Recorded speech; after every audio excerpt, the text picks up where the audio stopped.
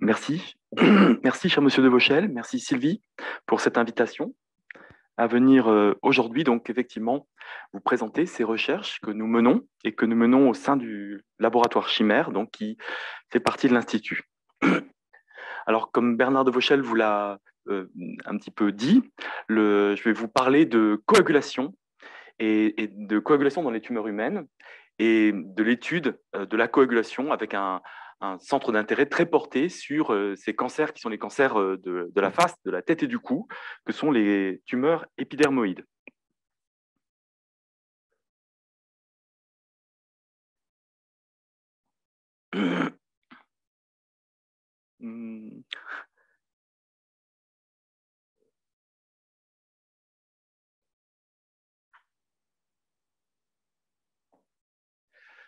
Alors, si vous le voulez bien, je vais commencer bien sûr avec un petit point historique parce que l'étude de la coagulation dans les tumeurs, ça ne date pas d'hier, ça date de 150 ans et on a un précurseur bien connu qui est Armand Trousseau qui passe pour être le premier à avoir relié coagulation et cancer puisqu'on dit, et Armand Trousseau, qui est un des internistes, un des premiers internistes, écrit dans son journal en 1865 qu'il diagnostique son cancer de l'estomac parce qu'il se réveille un beau matin avec une phlébite. Alors, bon, il écrit Je suis perdu, une phlébite ne me laisse plus aucun doute sur la nature de mon mal. Et on sait qu'il mourra 2 ans plus tard de son cancer de l'estomac. Alors, bien sûr, depuis, on a quand même fait beaucoup de progrès et on sait maintenant que les accidents thromboemboliques ils passent pour être la deuxième cause de morbimortalité pour les cancers en général après les métastases. Donc, vous voyez que c'est vraiment un problème médical très important. Ce qu'on sait aussi, c'est que finalement, virtuellement tous les cancers finissent par établir localement un état hypercoagulant qui explique ces problèmes, ces maladies thromboemboliques. Alors, si vous me le permettez, donc, et puisque effectivement, je suis en effet un peu biochimiste, je suis dans les laboratoires du CHU, qu'il me soit permis de vous rappeler ce que c'est que la coagulation et son pendant, qui est la fibrinolyse, et à quoi ça sert. Alors, vous savez que le sang, c'est un fluide biologique qui a la remarquable propriété de pouvoir passer de l'état liquide à l'état solide. Et en fait, cette coagulation, alors elle repose sur le clivage, la protéolyse d'une protéine circulante qui est le fibrinogène, qu'une enzyme appelée la thrombine transforme en fibrine, qui est un polymère. Alors, on verra effectivement que ce polymère, en serrant des globules rouges, forme le caillot.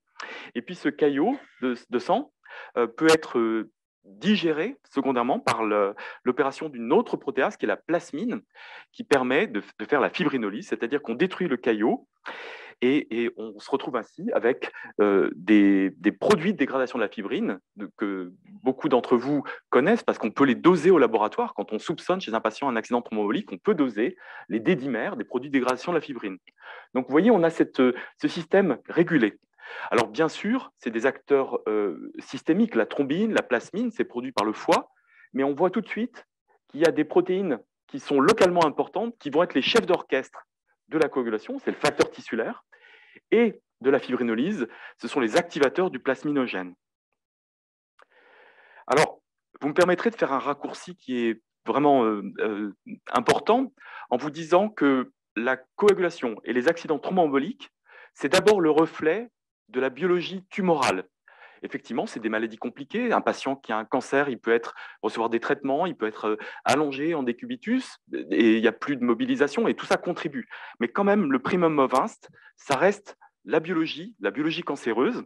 Et j'en veux pour preuve cette corrélation qu'on peut établir, que nous avons pu publier, qui révèle, si vous voulez, que l'incidence des accidents thromboemboliques est très corrélée à l'expression par les tumeurs de l'activateur de la coagulation, qui est le facteur tissulaire. C'est ce que vous voyez ici. On a des tumeurs, le glioblastome, le cancer du pancréas, qui exprimant naturellement beaucoup de ces activateurs de la coagulation, causent beaucoup de maladies thromboemboliques. Donc c'est quand même d'abord ces complications thromboemboliques le reflet d'une biologie tumorale particulière. Alors, pour les cancers tête et cou, qui sont ceux qui nous intéressent ici, dans le laboratoire Chimère et à l'Institut Fairfax, permettez-moi donc une reprise un petit peu pour vous dire que c'est des tumeurs bien connues, c'est des tumeurs qui sont fréquentes dans la région.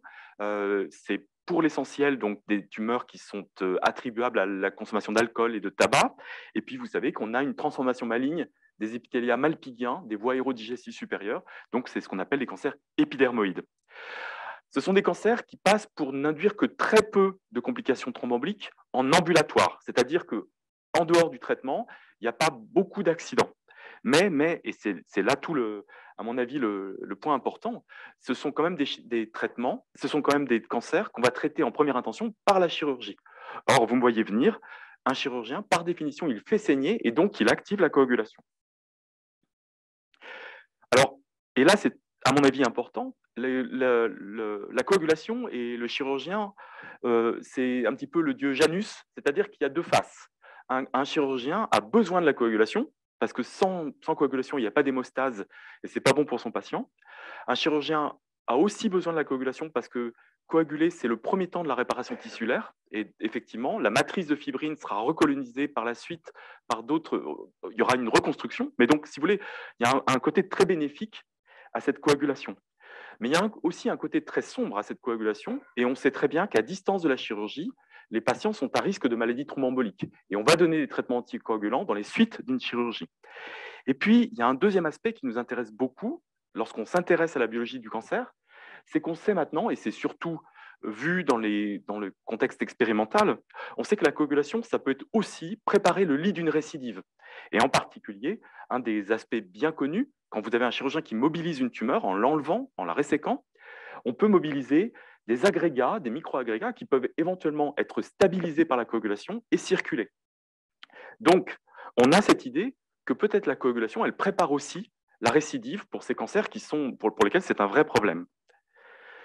Alors, est-ce qu'on peut le montrer facilement chez le patient? Malheureusement, c'est très compliqué. Et c'est ce qui explique qu'on n'ait pas de grandes études fantastiques qui prouvent que ce mécanisme, que la coagulation est important pour la récidive. Mais vous avez quand même des études qui sont, alors c'est souvent publié sur de petites cohortes, c'est rétrospectif. Et puis, comme celle-ci, qui suggère que les marqueurs de l'hémostase en préopératoire ont une très bonne performance pour prédire ceux des patients qui vont récidiver. Et la récidive après chirurgie est un des grands problèmes pour ces cancers.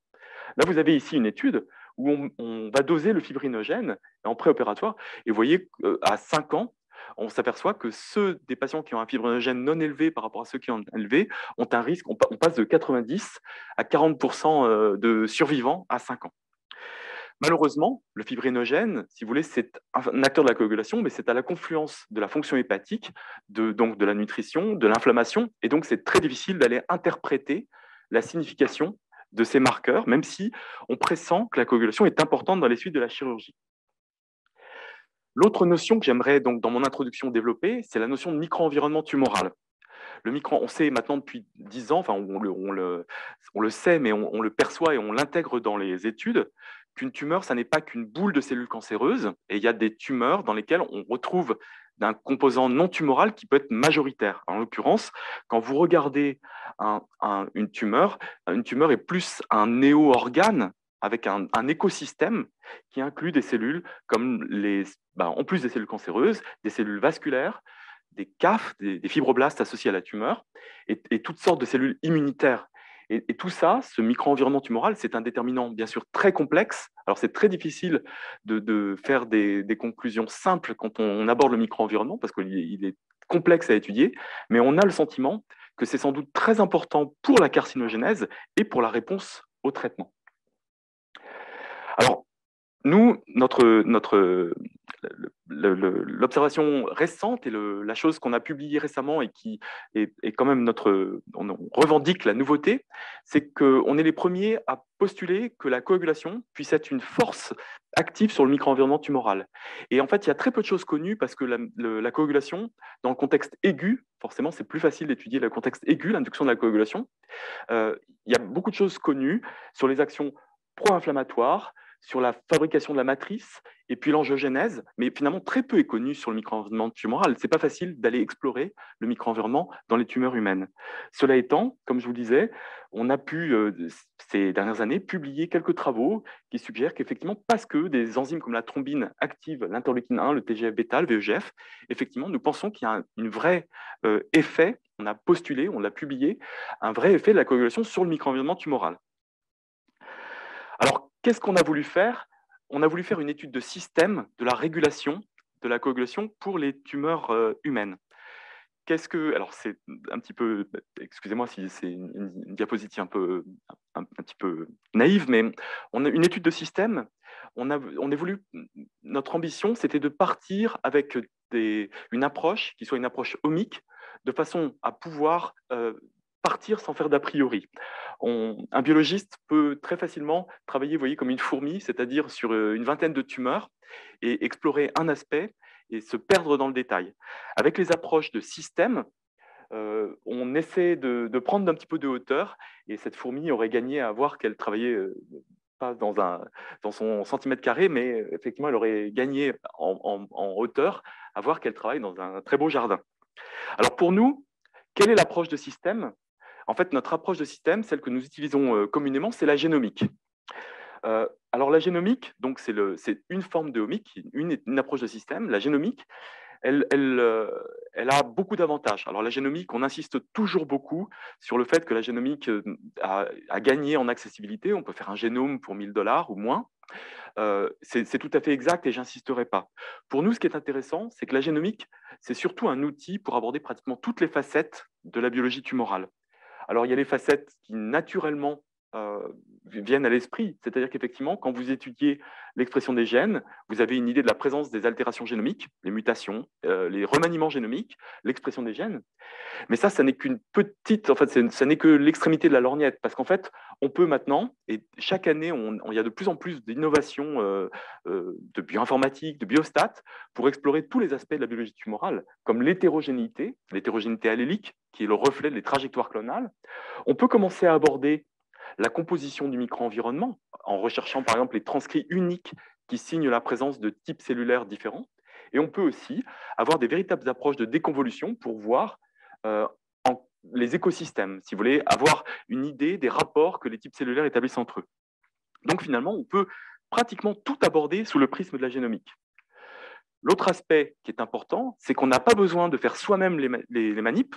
On n'a pas besoin d'être chirurgien pour travailler sur des tumeurs, faire de la génomique et des tumeurs chirurgicales parce qu'il y a un mouvement de fond qui est le mouvement de mise en libre accès et qui est le libre accès qui a été porté en fait par les Américains qui ont mis, depuis, ça fait maintenant près de 15 ans, des atlas en route. Et le plus grand des atlas, c'est le Cancer Genome Atlas qui a été mis en évidence, le premier porté sur les fonds baptismaux par les NCI, l'Institut du cancer américain, qui a permis, alors à ce jour, on a 11 000 patients pour lesquels on a des données d'une profondeur inégalée, puisque vous avez des mutations, les nombres de copies, l'expression des gènes, les données de l'épigénétique, des données de protéomique, des données cliniques, et sur lesquelles on peut tout à fait travailler. Et tout ça est en libre accès, il suffit d'avoir un ordinateur et Internet. Alors, c'est dans ce contexte qu'on a voulu travailler sur l'étude de la coagulation, avoir cette approche de système dont je vous parlais, de la régulation de la coagulation dans les tumeurs. Et effectivement, à partir du moment où vous utilisez une étude de système, vous êtes tenté d'accoler le home. Donc, on a voulu étudier le coagulome, avoir une approche de système d'étude de la coagulation dans les tumeurs. Alors, comme je vous disais, le but du jeu, ce n'était pas d'étudier les facteurs qui sont produits par le foie, mais d'étudier les régulateurs locaux et de la coagulation et de la fibrinolyse, que sont le facteur tissulaire, les régulateurs d'amont de la fibrinolyse, leurs récepteurs, et puis les régulateurs importants. Alors, quand on fait ça, on peut avoir déjà une idée de ce que les anglo-saxons appellent le landscape, le paysage. C'est-à-dire qu'on peut commencer à voir dans les grandes lignes quel type de tumeur est caractérisé par une forte expression de tel ou tel acteur. Et on peut faire des cartes thermiques qui nous donnent un renseignement, si vous voulez, sur l'expression des différents acteurs. Alors, avec ce résultat que je vous montre ici, on voit ici qu'on observe des choses tout à fait attendues. Quand on a le glioblastome, qui est la tumeur qui est associée, comme je vous disais, au plus fort risque d'accident thromboembolique, on s'aperçoit que ce glioblastome, il est ici. Vous avez, j'ai oublié de vous dire, chaque ligne est un type tumoral, chaque colonne est un gène, et puis on voit que le glioblastome, c'est une tumeur, c'est une des tumeurs qui exprime le plus le facteur tissulaire, l'activateur de la coagulation. Et on a ici, on est dans le cas de figure tout à fait logique, où une tumeur qui cause des accidents thromboemboliques exprime un activateur de la coagulation, et ça paraît logique. La chose qui est frappante, c'est que les cancers tête et cou, qu'on retrouve ici, alors c'est les head and neck, HNSCC, sont parmi les cancers qui expriment le plus les activateurs de la coagulation. Et ça nous choque parce que ces cancers passent pour ne pas être les tumeurs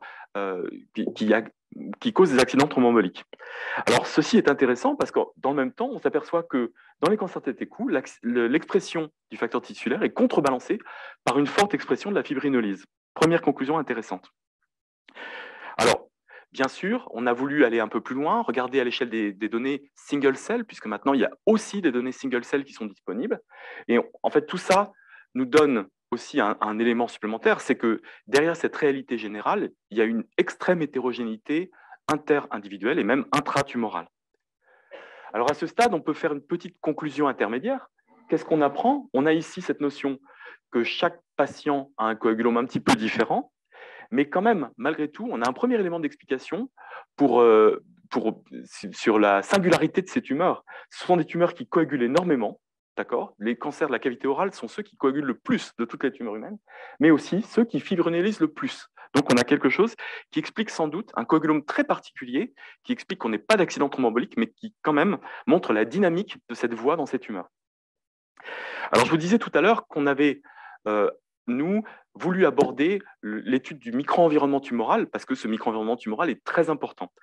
Alors, avec ce grand schéma, je voulais vous montrer ici une matrice avec deux entrées, où vous avez ici, donc encore une fois, pour un seul gène, c'est ici le gène codant l'UPA, l'activateur de la fibrinolyse, chaque ligne est une tumeur, et chaque colonne est le reflet de la composition du micro-environnement tumoral en un type cellulaire, et notamment les cellules du micro-environnement tumoral, comme les fibroblastes, les cellules endothéliales, les cellules immunitaires. Qu'est-ce qu'on voit ici? On voit que les acteurs de la fibrinolyse, on a une corrélation, alors plus c'est rouge, plus c'est corrélé, et on s'aperçoit ici que ce qui domine, c'est cette corrélation verticale. Alors, quand on regarde la fibrinolyse, on a une corrélation qui se fait beaucoup plus avec la composition du micro-environnement qu'avec le type de tumeur. Alors, c'est intéressant parce que ça suggère que les tumeurs fibrinolytiques sont des tumeurs les plus stromales et les plus riches en monocytes macrophages. Si on pousse notre avantage un petit peu, vous savez qu'il y a maintenant des traitements, depuis les 10 dernières années, des traitements du cancer qui ont fait une irruption remarquée, qui sont les inhibiteurs des points de contrôle de la réponse immunitaire. Dans les cellules immunitaires, on a des freins. Dans les tumeurs, on a des inhibiteurs, des freins à la réponse immunitaire qu'on peut cibler avec des médicaments. Et nous, on s'est posé la question de savoir si effectivement la fibrinolyse était liée à cette expression de ces molécules qui sont les cibles thérapeutiques maintenant. Et du coup, on peut reprendre notre gène, l'UPA, et aller stratifier les tumeurs pour voir si on a des différences d'expression avec nos checkpoints de la réponse immunitaire. En fait, c'est tout à fait le cas. Et vous voyez, on a une médiane pour les cancers tête et cou qui est 3 fois supérieure en termes de frein à la réponse immunitaire. Alors, qu'est-ce qu'on peut conclure à ce stade? C'est que, en fait, derrière ce coagulome très particulier, il y a deux réalités différentes. Il y a une coagulation qui est sans doute une caractéristique tumorale intrinsèque, avec des cancers de la cavité orale qui naturellement coagulent énormément, et puis une fibrinolyse qui est le reflet d'un micro-environnement tumoral chaud, c'est-à-dire ces tumeurs qui sont inflammatoires et qu'on aimerait pouvoir cibler, sur lesquelles on aimerait pouvoir agir pour réveiller le système immunitaire. Alors, je vous ai dit au tout début de la présentation qu'on avait l'idée que la coagulation était peut-être à relier à la récidive des tumeurs. Jusqu'à présent, on a appris des choses sur l'anapathe des tumeurs. Bien sûr, avec l'étude des gènes, on est tenté d'aborder, on a cette possibilité d'étudier la régulation locale de la coagulation au sein de la tumeur. Alors, c'est un travail qui est en cours, bien entendu, et je ne peux pas aller jusqu'au bout pour tout présenter, mais ce que je peux dire, c'est que nous avons pu prendre, à partir de l'ensemble des gènes connus pour réguler la coagulation, identifier dans le TCGA un petit set de gènes, il y a 10 gènes qu'on identifie comme étant des prédicteurs de la mortalité par cancer, qui sont à la fois des prédicteurs de la mortalité mais de la récidive, qu'on a pu valider dans une cohorte indépendante. Et ça nous paraît important parce que ça suggère effectivement que cette fois, on s'affranchit de la régulation un petit peu systémique, si vous voulez, de la coagulation. Ça suggère que véritablement, on a un intérêt pronostique à la régulation de la coagulation dans ces tumeurs. Et surtout, ça nous permet maintenant d'envisager les mécanismes qui sont associés, de profiter, si vous voulez, de cette étude. Alors pourquoi c'est important? Parce que, comme je le disais au tout début, en fait, un des problèmes, pour ces cancers, c'est la récidive. On a on intervient et puis il y a une récidive qui survient et c'est très compliqué, il se passe beaucoup de choses et on se plaît à penser que peut-être la façon dont une tumeur réagit à la coagulation, ça pourrait être dépendant d'une tumeur à l'autre et ça pourrait être un des éléments pour expliquer l'issue de l'acte opératoire.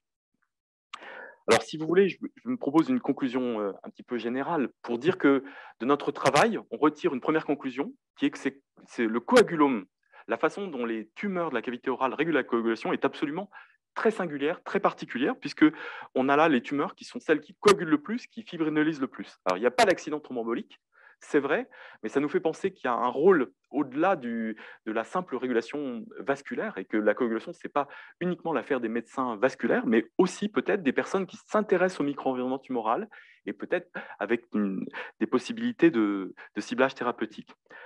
Il me semble aussi que effectivement, ces tumeurs avec des coagulomes différents, on a avec ça, avec la génomique, des outils pour appréhender les mécanismes qui relient coagulation et récidive. Alors, si vous le voulez bien, je voudrais, avant de rendre le micro, comme le fait François Villon, crier à toutes gens merci. Parce que je voulais remercier d'abord, il y a beaucoup de gens que je dois remercier ici, remercier les personnes qui font la recherche, et en particulier beaucoup de la génomique est faite par Susanna Saidak, qui est ici présente. Je voudrais remercier les personnes qui travaillent avec nous au sein de l'équipe Chimère, nos instances, remercier spécialement la Ligue contre le cancer qui nous finance, et puis, je voudrais tout spécialement remercier celles et ceux qui ont permis de faire que Faire Face soit aujourd'hui une vraie réalité avec un bâtiment. Et effectivement, Bernard de Vauchel vous le disait, il y a maintenant très précisément un mois, on a pu faire ici, dans cet institut, une réunion qui était la première, à mon avis, nationale sur le mouvement qui est la chirurgie de précision. La chirurgie de précision, c'est l'adossement de la chirurgie à la biologie. Alors, ce n'est pas quelque chose de très intuitif, mais je pense qu'il y a un vrai rationnel à consolider les pratiques chirurgicales avec de la biologie. Et je pense que l'étude de la coagulomique rentre très exactement dans ce champ d'application.